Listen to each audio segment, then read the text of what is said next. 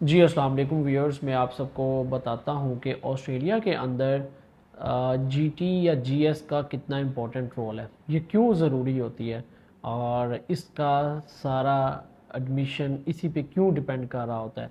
सबसे पहले आप ऑफ़र लेटर मंगवाते हैं। ऑफ़र लेटर आने के बाद कि आपने अब मेन स्टेप जो है वो आपका जीएस या जीटीई का ही है। उस जीएस और जीटीई को तैयार करना ही बात है। उस तैयारी की वजह से ही आपकी जीटी क्लियर होती है। उसके बाद आपको यूनिवर्सिटी ग्रीन सिग्नल देती है कि आप फ़ीस सबमिट करवा सकते हैं हमें। आप फ़ीस सबमिट करवाते हैं, उसके बाद कंफर्मेशन ऑफ एनरोलमेंट आ जाती है आपकी, उसको लेके आप वीज़ा फाइल करते हैं। जीटी और जीएस जो है वो उसके अंदर छोटी छोटी ब्रांचेज हैं बहुत सारी, उसको कंप्लीट करना बहुत ज़रूरी होता है।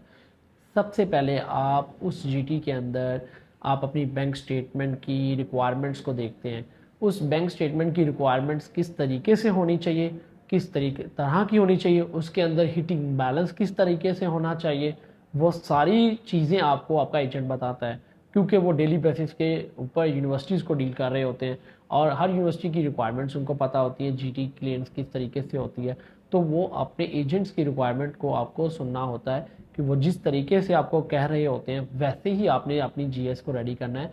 ठीक है, तो बैंक स्टेटमेंट के अंदर आपने अपनी एजेंट से पूछना होता है कि उसके अंदर हिटिंग बैलेंस कितना होना चाहिए, मंथली कितना होना चाहिए, बैंक स्टेटमेंट क्लोजिंग कितनी होनी चाहिए आपकी।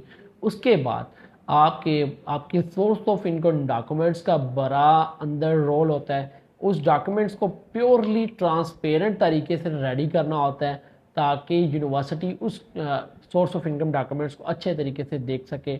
उसके साथ आपके आईटीआर्स बहुत इंपॉर्टेंट होते हैं, अपने आईटीआर्स को भी देखना होता है। ये तीन चीज़ें, उसके बाद आपका एकेडमिकली चीज़ें जो आपके पास होती हैं, सीजीपीए आपका बहुत अच्छा होना चाहिए, आपकी एक्सपीरियंस लेटर एक अच्छी कंपनी से होनी चाहिए, और उसके बाद आपकी सैलरी स्लिप्स का बड़ा रोल होता है, बैंक के अंदर आ रही हैं, बहुत अच्छी चीज़ है। ठीक है, और हमेशा स्टूडेंट्स को अपनी सैलरी स्लिप्स अकाउंट में ही लेनी चाहिए, क्योंकि एक अच्छी कंपनी अकाउंट्स में ही सैलरी स्लिप्स देती है।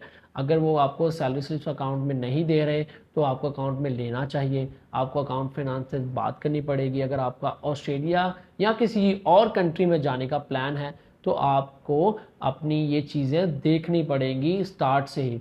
और उससे पहले बहुत से स्टूडेंट्स को ये तक नहीं पता होता कि हमने ऑस्ट्रेलिया जाने से पहले एक इंग्लिश टेस्ट करना बहुत ज़रूरी होता है, आइट्स या पीटी करना ज़रूरी होता है। आजकल ऑस्ट्रेलिया के अंदर प्रीवियस अनाउंसमेंट की बात करूं तो लैंग्वेज सर्च भी एक्सेप्ट किया जा रहा है, लेकिन अभी यूनिवर्सिटी साइड से कुछ यूनिवर्सिटीज़ जो है वो कर नहीं रही।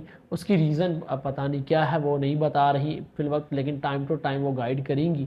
लेकिन अभी मेन टेस्ट जो है वो आइट्स और पीटी ही एक्सेप्ट किया जाता है। मास्टर प्रोग्राम के लिए 6.5 ओवरऑल 6 ईच बैंड्स आपके होते हैं। उसके बाद आपके बैचलर्स प्रोग्राम के लिए 6 ओवरऑल और 6 ईच बैंड्स होते हैं। पीटी में बात करूं तो 58 ओवरऑल 50 ईच बैंड्स होते हैं, और आइट्स में बात करूं तो 6 ओवरऑल 6 ईच बैंड्स होते हैं। तो आपने जो भी स्टूडेंट्स है, तो अगर वो ऑस्ट्रेलिया का प्लान कर रहा है तो मैं उससे यही कहूँगा, सबसे पहले एक इंग्लिश टेस्ट की तैयारी करो, और साथ आपको अपनी बैंक स्टेटमेंट की भी तैयारी करनी पड़ेगी। हाँ, वो स्टूडेंट जो ऑस्ट्रेलिया तो जाना चाहते हैं बट वो उनके पास स्टेटमेंट नहीं है, तो मेरा मशवरा है उनको कि ऑस्ट्रेलिया के अंदर फिर वो अप्लाई ना करें। अगर उनके पास बैंक स्टेटमेंट नहीं है तो वो अप्लाई ना करें, क्योंकि आइट्स तो उनके पास होगा लेकिन बैंक स्टेटमेंट नहीं है उनके पास, तो वो ऑस्ट्रेलिया में अप्लाई करने के ख्वाहिशमंद होते हैं बट स्टेटमेंट नहीं है। तो मेरा ख्याल है उनको अप्लाई नहीं करना चाहिए, क्योंकि ऑस्ट्रेलिया बैंक स्टेटमेंट पे बहुत स्ट्रिक्टली फॉलो करता है, और 2 महीने की अकाउंट के अंदर मिच्योर स्टेटमेंट होनी चाहिए आपके फादर के, क्योंकि आपको स्पॉन्सर वही कर रहे हैं। और तो उनके अकाउंट में 2 महीने से आपका बैलेंस होना चाहिए, 15 या 16 मिलियन का अवेलेबल। तो यूनिवर्सिटीज़ के लिए बहुत आइडियल कैंडिडेट होते हैं वो, तो उनको यूनिवर्सिटीज़ बहुत अच्छा ट्रीटमेंट भी देती है।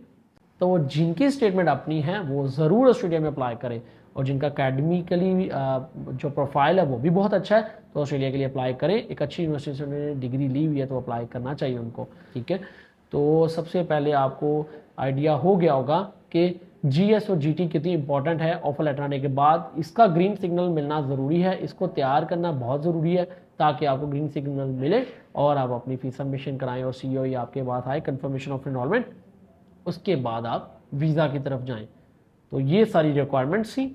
जीएस क्यों इतना इंपॉर्टेंट है या जीटी क्यों इतना इंपॉर्टेंट है, बहुत से स्टूडेंट्स को नहीं पता होता कि जीएस और जीटी क्या चीज़ है, ये क्यों इतनी ज़रूरी है ऑस्ट्रेलिया के लिए, ये किन चीज़ों पे डिपेंड करती है, तो वो मैं आपको बता चुका हूँ आज।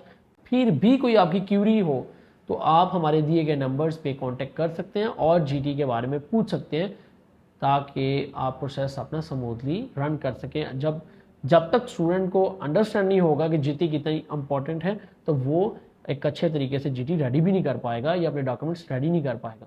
ठीक है, थैंक यू सो मच, अल्लाह हाफिज़।